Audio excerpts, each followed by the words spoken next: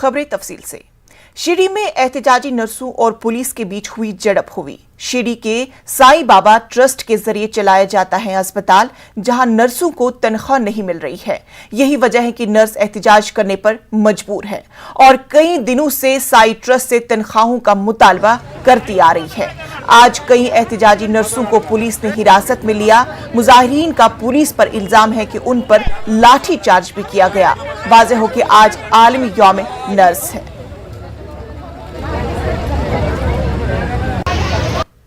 बाबा super hospital में काम करती हूँ और हमने शासन को बहुत दिनों पहले ही इस बारे में बताया था कि हम 12 मई को हमारी मांगे पूरी करो, लेकिन शासन ने इस बारे में कोई भी ध्यान नहीं देते हुए आज हमारे भाऊ बंधु जो भी है यहाँ पे उन पे लाठीचार्ज किया है। हम सिर्फ इतना चाहते हैं कि हमारी जो वेतन है वो बढ़ाई जाए, हमारे घर के लोगों को सबको आरोग्य सुविधा प्राप्त की जाए। बाकी हमारी कोई ज़्यादा मांग नहीं है, जो सबको मिलती है वही हमें मांग रहे। इससे ज़्यादा हम प्रशासन से कुछ मांग नहीं रहे। हम बहुत शांति से यहाँ पर बैठकर हमने सब बोल के भी अनुमति लेके भी हमारे जो स्टाफ नर्स है उन पे आज लाठीचार्ज हुआ है। और जो हम इतना जो हम काम करते हैं 6-6 घंटे, हमें किट पहनकर हमें पानी भी पीने के लिए टाइम मिलता नहीं है, तो भी हमारे ऊपर इतना भी बहुत अन्याय हो रहा है। डॉक्टर हर्षवर्धन 8 रियासतों के वज़राए सेहत के साथ मीटिंग करेंगे। कोरोना के मामले पर तबादुले ख्याल करेंगे। दोपहर 2:30 बजे वर्चुअल मीटिंग मुनाकिद होगी। जम्मू कश्मीर, उत्तराखंड, हरियाणा, पंजाब, बिहार, झारखंड, ओडिशा, तेलंगाना के वज़राए सेहत के साथ बातचीत करेंगे।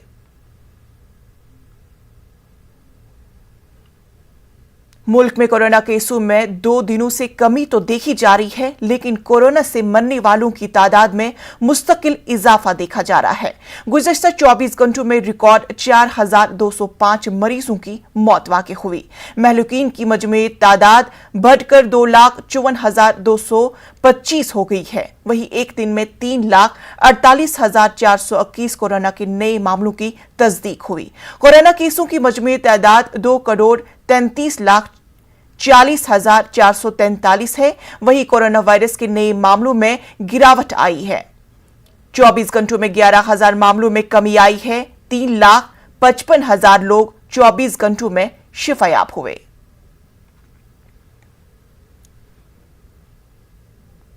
दिल्ली के नायब वजीर आला मनीष सिसोदिया ने प्रेस कॉन्फ्रेंस की, जिसमें उन्होंने दिल्ली को वैक्सीन की फराहमी को लेकर मरकजी हुकूमत को तनकीद का निशाना बनाया। मनीष सिसोदिया ने कहा कि मुल्क में बड़े पैमाने पर वैक्सीनेशन की तैयारी जरूरी है। उन्होंने कहा कि वैक्सीन की बरामदी पूरी तरह बंद होनी चाहिए। वैक्सीन की सप्लाई अब दिल्ली को बंद है और मुझे नहीं पता बाकी राज्यों को कितनी की जा रही है, पर दिल्ली को तो उन्होंने लिख के दे दिया है कि हम आपको वैक्सीन नहीं दे सकते हैं, क्योंकि हमें सेंट्रल गवर्नमेंट के हिसाब से वैक्सीन देनी है और हम आपको सप्लाई नहीं दे सकते। हमने 67 लाख वैक्सीन उनसे मांगी थी। तो इस चिट्ठी से एक बात साफ है कि केंद्र सरकार ही तय कर रही है कि कहां कितनी वैक्सीन जाएगी, कितनी वैक्सीन देश के लोगों को लगेगी, कितनी वैक्सीन केंद्र सरकार एक्सपोर्ट करेगी, देश विदेशों में बेचेगी। ये केंद्र सरकार तय कर रही है। जब केंद्र सरकार तय कर रही है तो फिर ये जिम्मेदारी लेनी चाहिए केंद्र सरकार को कि अगर वैक्सीन 6.5 करोड़ वैक्सीन एक्सपोर्ट नहीं की गई होती तो दिल्ली और मुंबई के एक एक आदमी को 2-2 बार डबल डोज लग चुकी होती अब तक वैक्सीन की। प्रियंका गांधी ने वैक्सीन के हवाले से ट्वीट करके मोदी हुकूमत को सख्त तनकीद का निशाना बनाया। उन्होंने अपने ट्विटर हैंडल पर लिखा कि भारत सबसे ज्यादा वैक्सीन की प्रोडक्शन करता है। बीजेपी सरकार ने 12 अप्रैल को टीका उत्सव मनाया, लेकिन वैक्सीन का कोई इंतजाम नहीं किया और इन 30 दिनों में टीकाकारी में 82% गिरावट आई है। प्रियंका गांधी ने कहा कि मोदी ने वैक्सीन फैक्ट्रियों पर गए, फोटो खिंचवाई, मगर उनकी हुकूमत ने वैक्सीन का पहला ऑर्डर जनवरी 2021 में क्यों किया? अमेरिका और दूसरे ममालिक ने हिंदुस्तानी वैक्सीन कंपनियों को बहुत पहले ऑर्डर दे रखा था। उन्होंने मोदी हुकूमत से सवाल किया, क्या घर घर वैक्सीन पहुंचाए बगैर कोरोना से लड़ना मुमकिन है?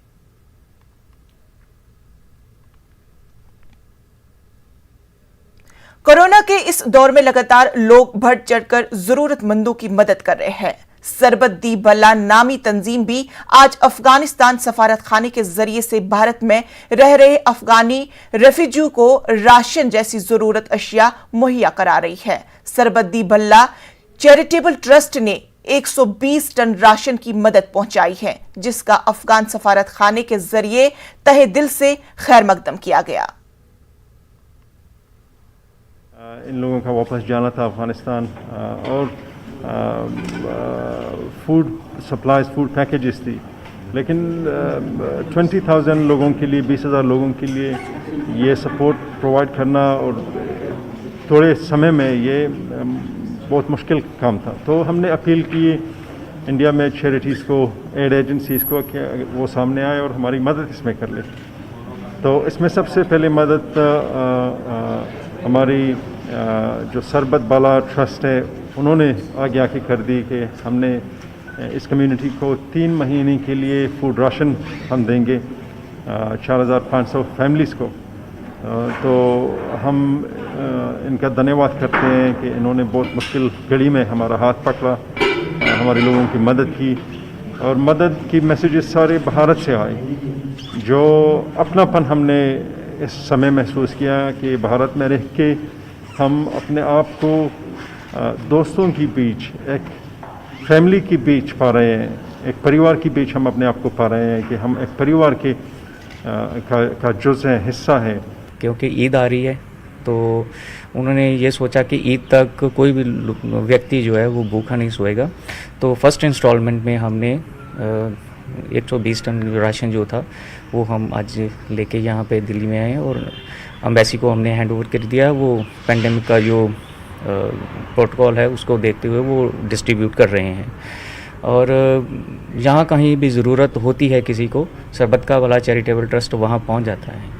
तो क्या आगे भी अगले चरणों में भी आप लोग राशन सामग्री पहुंचा रहे हैं? हाँ जी, देखिए जो पेंडेमिक है ये अभी ख़त्म होने वाला नहीं है, जो सारी इसका काफ़ी लंबे समय तक चलेगा और सरबत का वाला चैरिटेबल ने ये डिसाइड किया है doctor S P Singh Gaurai ने कि ये 3 महीने तक हम उनको राशन देंगे। अगर ज़रूरत पड़ेगी तो इससे आगे भी वो एक्सटेंड इसको कर सकते हैं।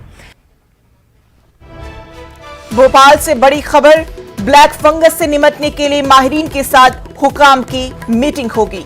रियासत में बढ़ रहे ब्लैक फंगस के मामले, आपको बता दें कि मध्य प्रदेश में 100 से ज्यादा अफराद हैं ब्लैक फंगस के शिकार। यानी इस वक्त कोरोना वबा के बाद अब ब्लैक फंगस ने अपने पैर पसार लिए हैं और अब मध्य प्रदेश में 100 से ज्यादा अफराद ब्लैक फंगस से मुतासिर हुए हैं।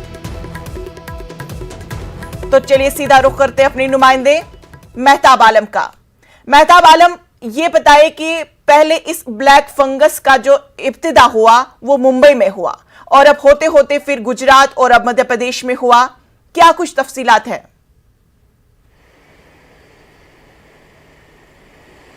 इनिशा मध्य प्रदेश में ब्लैक फंगस बहुत तेज़ी से अपने पैर पसार रहा है और यही वजह है कि कल जहां पर वज़ीर आला ने माहिरीन की कमेटी तश्कील दी थी, आज जो है मध्य प्रदेश के वज़ीर बराए मेडिकल एजुकेशन विश्वास सारंग ने भोपाल में माहिरीन के साथ उनकी जो है वर्चुअल मीटिंग चल रही है, जिसमें हिंदुस्तान के माहिरीन के साथ साथ अमेरिका के माहिरीन भी जुड़े हुए हैं, ताकि उनसे तमाम पहलुओं पर गुफ्तगू की जाए कि अगर ब्लैक फंगस ये हो रहा है और जो मेडिसिन यहाँ पर जो है कोरोना मरीजों के लिए इस्तेमाल की जा रही है वो कौन सी दवा है जिसको देखते हुए इसकी वजह से ये ब्लैक फंगस साइड इफेक्ट के तौर पर निकल कर सामने आ रहा है, और अगर ये ब्लैक फंगस हो रहा है तो इसके साथ मध्य प्रदेश के अस्पतालों में किस तरह के तिब्बी इंतजाम किया जाए और फिर मरीजों को रखने के लिए किस तरह की सहूलियात हो और उनके लिए स्पेशल वार्ड बनाने की जहाँ तक बात है तो राजधानी भोपाल के अहमदिया अस्पताल में कल ही एक काम जारी कर दिया गया था और आज मध्य प्रदेश के सभी जिलों के अस्पताल में ब्लैक फंगस के मरीजों के लिए अलग से इंतजाम करने का जो है एक काम जारी किया गया है। इस तरह से हम देखते हैं कि मध्य प्रदेश हुकूमत जो है ब्लैक फंगस के मरीजों को लेकर बहुत ही संजीदा नजर आ रही है और जिस तरह से काम किया जा रहा है तो यकीनी तौर पर इसके मुस्बत नतीजे हमें देखने को मिलेंगे। बिल्कुल मेहताब, जैसे कि इस बीमारी को हम मोकस के नाम से भी जानी जाती है, हालांकि ये बीमारी जो है वेट सरफेसेस पे पाई जा रही है और माहिरीन का ये भी कहना है, क्योंकि तहकीकात हो रही है इस ताल्लुक से, अब माहिरीन का ये कहना है कि ये बीमारी उन लोगों को हो रही है जो पहले से कोरोना के शिकार हुए हैं। यानी इसमें जो भी स्टोरी टाइप्स जो एक मरीज का दूसरे मरीज को इस्तेमाल किया जाता है, उसकी वजह से इस बीमारी का इंकिशाफ हुआ है। देखिए इंशा जो माहिरीन के अलग अलग जो है रिपोर्ट और नज़रिए निकल कर सामने आ रहे हैं। कहीं पर तो ये कहा जा रहा है कि जो कोरोना के मरीज़ हैं उनको जो दवाएं दी जा रही हैं उसके साइड इफ़ेक्ट के तौर पर हो रहा है। कहीं पर ये भी जो है बातें कही जा रही हैं कि वो लोग जो कोरोना मरीज़ हुए थे उनका इलाज हुआ और वो ठीक हो गए, उनका प्लाज्मा जब दूसरे को इस्तेमाल किया गया तो उसकी वजह से हो रहा है। मुख्तलिफ नज़रियात निकल कर सामने आ रहे हैं। इसलिए जो है मध्य प्रदेश वज़ीर आला ने एक माहिरीन की कमेटी तश्कील दी है ताकि वो तमाम पहलुओं पर गौर कर किसी जो है कंक्रीट नतीजे पर पहुँचे और उसकी बुनियाद पर मध्य प्रदेश में इलाज किया जा सके। मध्य प्रदेश की राजधानी भोपाल में इस वक्त जो मीटिंग चल रही है उसमें हिंदुस्तान के अलावा जैसा कि मैंने कहा बताया कि अमेरिका तक के माहिरीन उसमें शामिल हैं और तमाम पहलुओं पर गुफ्तगू की जा रही है। और इसके साथ साथ ही मध्य प्रदेश के अलग अलग अस्पतालों में जो मरीज दाखिल हैं उनको इलाज को लेकर अलग वार्ड बनाया जा रहा है ताकि इसके असरात दूसरे मरीजों को ना हो। सबसे बड़ा सवाल यहाँ पे जो मेरी नजर में उठता है वो ये है कि हमें पहले से ही इस बात से बाखबर थे हम लोग कि जैसे ही कोरोना मरीज हुआ करते थे उनके साथ जितनी भी चीजें इस्तेमाल हुआ करती थी वो किसी और मरीज को हम इस्तेमाल में नहीं ला सकते थे। तो ऐसे में डॉक्टरों की ये लापरवाही है, उन्होंने कैसे एक कोरोना मरीज की जो भी चीजें थी वो कैसे दूसरे मरीज के इस्तेमाल में लाई गई।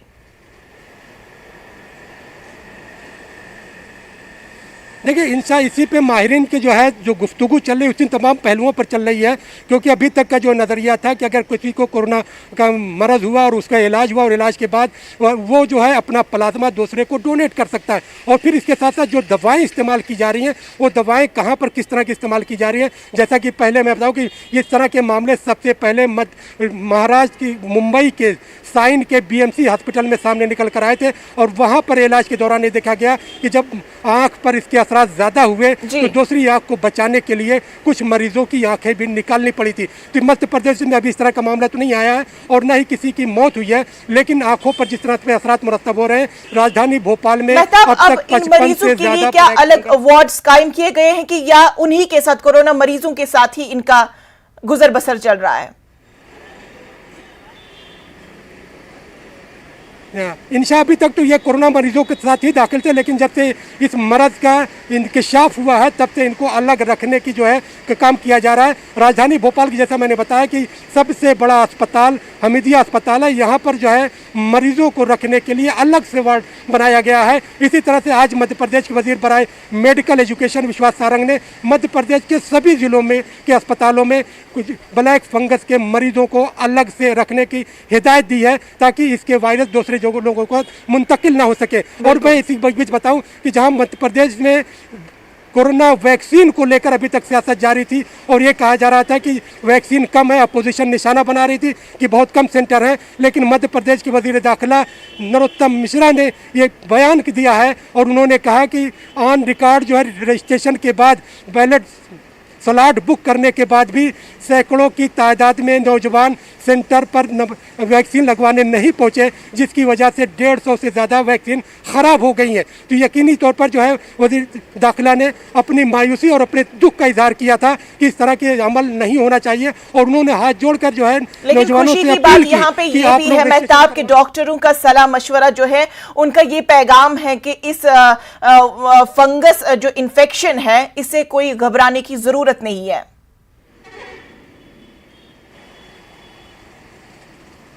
यकीनी तौर पर जो है देखिए जो फंगल इन्फेक्शन है मुकोरमाइकोसिस जिसे कहा जाता है तिब्बी इस्तिलाह में, इससे घबराने की ज़रूरत नहीं है। इसका इलाज मुमकिन है, लेकिन इसके लिए एहतियात की ज़रूरत है और इस एहतियात को लेकर अवामी बेदारी को भी फैलाने की ज़रूरत है। क्योंकि जिस तरह से कोरोना की वैक्सीनेशन को लेकर जहाँ पर नौजवानों में एक बड़ा जोश देखा जा रहा था और वैसे में जब से फंगल इन्फेक्शन की ब्लैक फंगल इन्फेक्शन की जिस तरह से खबरें आई हैं और नौजवानों का स्लॉट को बुक करवाने के बाद सेंटर पर वैक्सीन के लिए नहीं पहुंचना, ये भी एक तशवीश का बाइस है। हुकूमत को यहाँ पर भी लोगों को बेदार करने की ज़रूरत है कि वैक्सीन से इस तरह का कोई इन्फेक्शन नहीं हो रहा है, बल्कि उसके मामला दूसरे हैं जिसके पहलुओं पर माहिरीन काम कर रहे हैं। जी मेहताब, अब चूंकि मीटिंग चल रही है इस हवाले से कि किस तरह से इस इन्फेक्शन से भी निपटा जाए, तो अब देखने वाली ये बात होगी कि इस मीटिंग से क्या कुछ लाएअमल निकल के सामने आ सकता है। तफसीलात के लिए बेहद शुक्रिया। वक्त हुआ छोटे से वक्फे का, मिलते हैं कुछ और अहम खबरों के साथ। ब्रेक के बाद इस्तकबाल। कोरोना के खिलाफ लड़ाई में वैक्सीन को अहम हथियार माना जा रहा है। टीकाकारी मुहिम जारी है, लेकिन वैक्सीन की कमी के सबब कई जगहों पर टीकाकारी का अमल शुरू नहीं हो सका है। हत्ता कि कोविन ऐप पर रजिस्ट्रेशन करवाने के बावजूद लोगों को स्लॉट नहीं मिल रहा है। पेश है हमारी नुमाइंदा रंजिता झा की खास रिपोर्ट।